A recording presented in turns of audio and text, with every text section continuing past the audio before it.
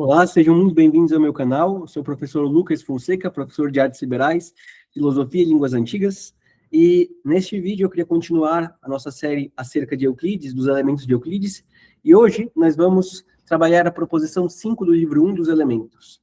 Essa proposição é também chamada de pons asinorum, a ponte dos asnos. Porque esta proposição ela é muitíssimo importante para as próximas proposições, de certo modo, não tanto porque nós vamos utilizar ela muitas vezes, mas, sobretudo, porque ela é importante uma vez que é a proposição que exige um nível de abstração do estudante um pouco maior do que as outras proposições até agora vistas. Então, o aluno que consegue avançar nessa proposição, ele provavelmente vai ter mais facilidade nas proposições seguintes, mas este é o primeiro desafio de uma proposição que todos os alunos geralmente têm muita dificuldade de fazer. Por quê? Porque eles têm que ter um pouco mais de atenção do que o habitual. Então, vamos trabalhar essa proposição. Essa proposição, ela tem como datum o seguinte. Caso nós tenhamos um triângulo isósceles, isto é, um triângulo isósceles é aquele que tem somente dois lados iguais, segundo a definição de Euclides, e um lado diferente. Caso nós tenhamos um triângulo isósceles, primeira parte do dico. Os ângulos na base serão iguais entre si, isto é, os ângulos ACB, o ângulo ACB será igual ao ângulo ABC. E a segunda parte do dico é dizer que não só os ângulos na base serão iguais entre si, mas também, caso sejam estendidas retas em cada um dos lados iguais, os ângulos sob a base serão iguais entre si também. Isto é, o ângulo DBC será igual ao ângulo ECB. Então, isso é muito importante porque você vai ter que provar nessa proposição as duas coisas. Em primeiro lugar, Euclides ele faz o seguinte. Vamos tomar a reta BD e vamos escolher aleatoriamente algum ponto na reta BD. Aleatoriamente, tomei o ponto F. Certo? É o primeiro passo. O segundo passo é considerar a reta AE e AF. Vocês percebem que a reta AF ela é menor do que a reta AE. O que vamos fazer agora? Vamos cortar da reta maior AE uma reta igual à reta menor AF. E nós podemos fazer isso pela proposição 3. Se você não viu a proposição 3, veja o vídeo dela antes, porque cada proposição anterior, ela nos dá bases sólidas para as proposições posteriores. Então, eu vou cortar aqui em AE uma reta que seja igual a AF. Então, eu vou fazer a reta AG. Então, AG vai ser igual a AF. Como eu sei disso? Pela proposição 3, que eu posso fazer isso. Certo? Então, aqui, os dois primeiros passos estão feitos. Próximos passos são os seguintes. Eu vou, pelo postulado 1, unir os pontos FC com uma reta, e também, pelo mesmo postulado 1, unir os pontos GB com uma reta. Aqui, essa é a parte talvez mais importante da proposição. Em primeiro lugar, nós podemos perguntar quantos triângulos nós temos aqui. E a gente vai ver, olha, temos um triângulo, temos dois triângulos, três triângulos. Mas não são somente esses triângulos que nós temos. Nós temos 4 triângulos, 5 triângulos aqui. Podemos até encontrar mais triângulos aqui, mas minimamente nós temos estes. O que o Euclides vai fazer? Em primeiro lugar, ele vai querer que vocês olhem para o triângulo AFC e que vocês comparem o triângulo AFC com o triângulo AGB. E por isso é muito importante que vocês também tenham em mente as proposições anteriores. Na proposição 4, que nós resolvemos no vídeo anterior, você deve assistir esse vídeo antes de ver este aqui.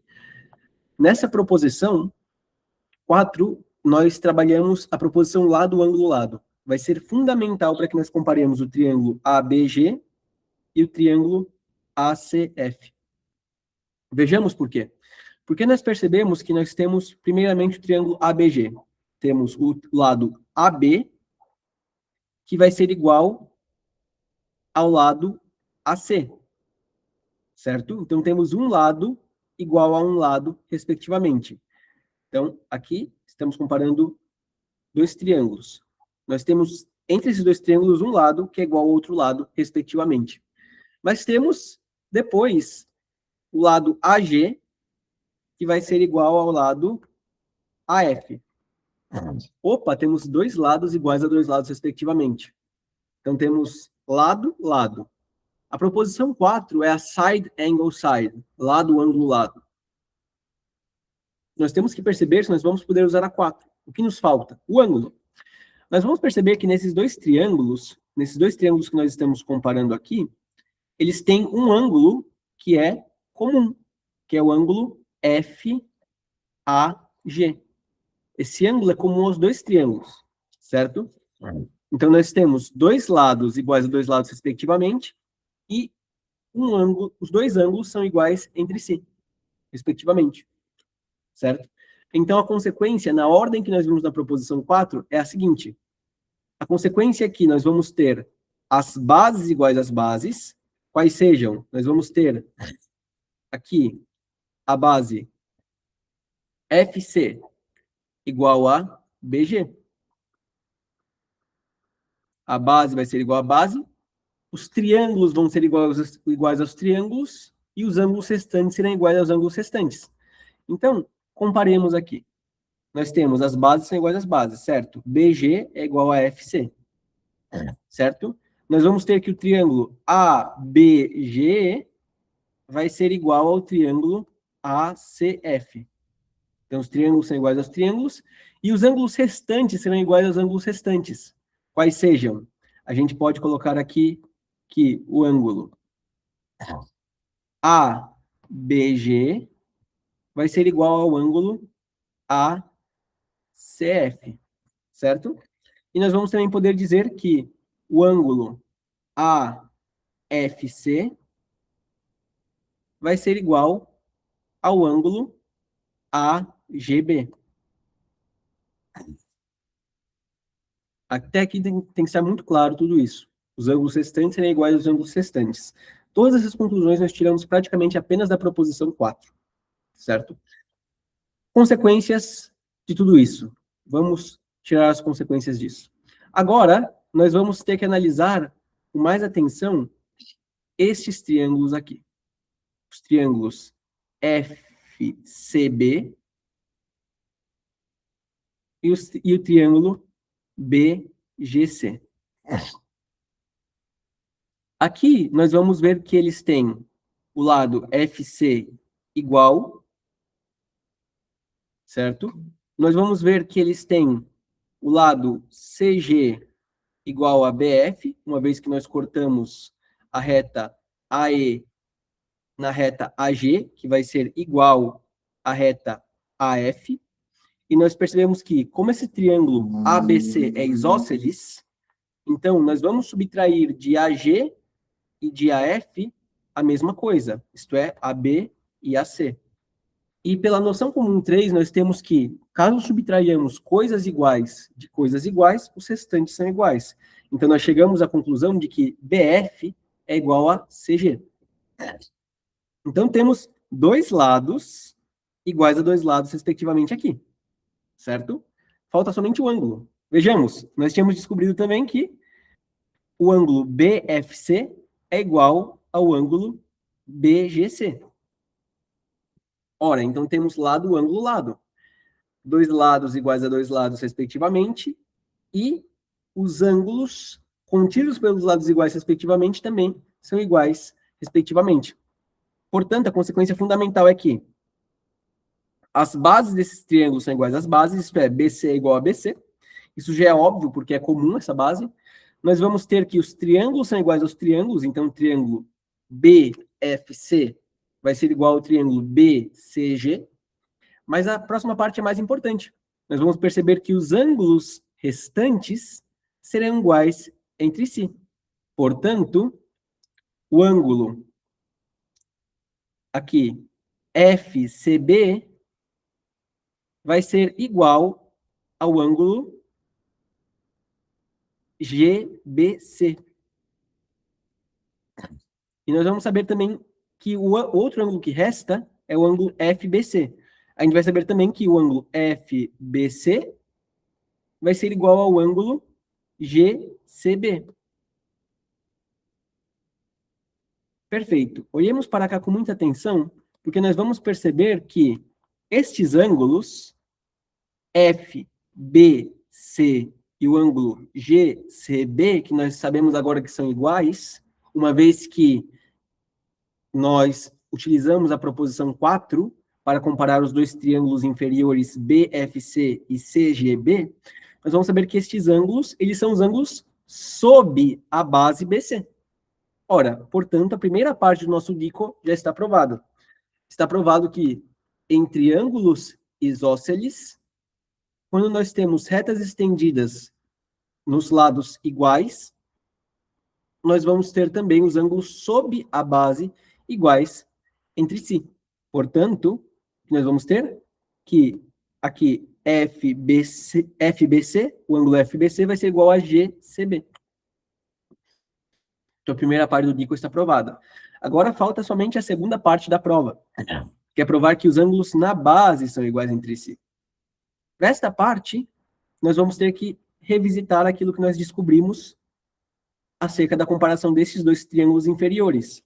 Quais sejam os triângulos BFC e o triângulo CGB. Nós sabemos que os ângulos desses triângulos, nós sabemos que o ângulo BFC é igual ao ângulo BGC, certo?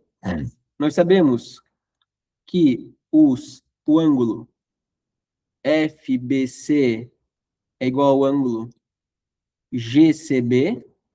Agora também nós sabemos o quê? Nós sabemos, por fim, que os ângulos CBG vai ser igual ao ângulo BCF.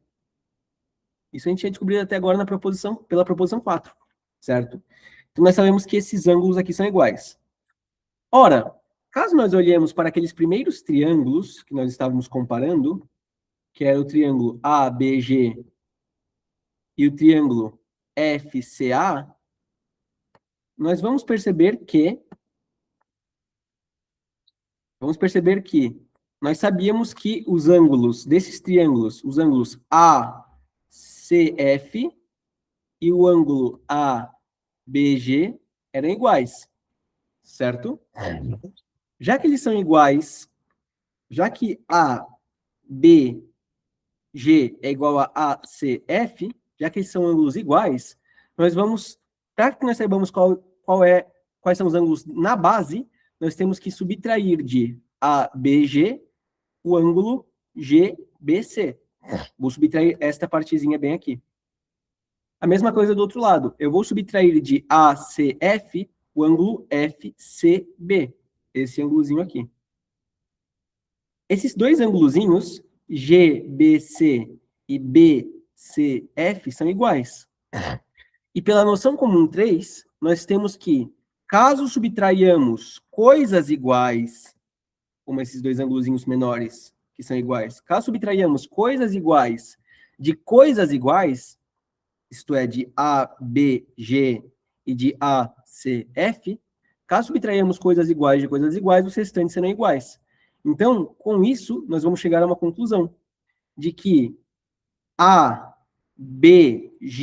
menos CBG é igual a ACF menos FCB. Portanto, nós vamos ter aqui os ângulos na base também serão iguais entre si.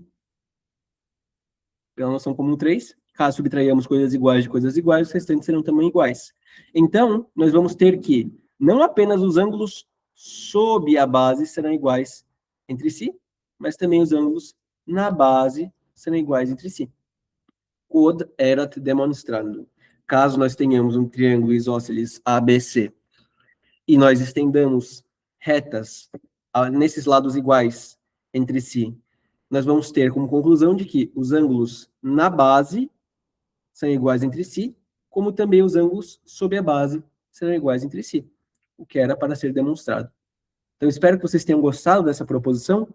É uma proposição muitíssimo importante, é a pons asinorum. Se vocês passarem por essa proposição, vocês vão ter mais facilidade com Euclides, certamente. Eu sugiro que vocês memorizem essa proposição e considerem também o procedimento pelo qual Euclides realiza isso. Esse vídeo que eu estou fazendo, claro, estou postando no YouTube, mas é sobretudo para os meus alunos, e eu vou perguntar durante as aulas o seguinte: qual procedimento Euclides usa para fazer isso? O que ele começa a analisar em primeiro lugar e o que ele faz em segundo lugar? Qual o objetivo dele? Teria diferença se eu começasse a provar os ângulos na base, ao invés de começar provando-os sob a base? Então, se perguntem se é realmente necessário começar com sob a base, ao invés de começar com os ângulos na base. Façam essas perguntas e escrevam aqui nos comentários quais vídeos vocês querem ver aqui no canal. Também compartilhem esse vídeo com outras pessoas para que alcance mais pessoas. Esses vídeos, eles são vídeos muito importantes e que eu acho que podem ajudar muitas pessoas com um tema que, infelizmente, a gente vê muito pouco aqui no Brasil. Então, compartilhem esse vídeo, se inscrevam no canal e até a próxima!